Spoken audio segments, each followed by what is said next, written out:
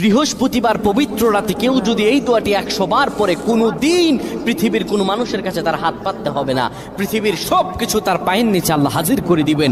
দারিদ্রতা থেকে মুক্তি দান করবেন, বিপদ আপদ থেকে মুক্তি দান করবেন, তার সম্মানকে সুউচ্চতা দান করবেন, অসুস্থতা থেকে দূরে রাখবেন। আল্লাহর অশেষ দয়া ও রহম তাকে দান করে দিবেন। সুবহানাল্লাহ। বৃহস্পতিবার রাত এটি গুরুত্বপূর্ণ রাত। এই রাত সপ্তাহে একদিন আসে। আরবিতে রাত আগে আসে, দিন পরে আসে। সুতরাং বৃহস্পতিবারের যে দিন গিয়ে রাত, এটি বৃহস্পতিবার রাত নয়, এটি শুক্রবারের রাত, এটি জুমাবারের রাত, এটি দোয়া কবুলের রাত, আল্লাহর কাছাকাছি হওয়ার রাত। সুবহানাল্লাহ।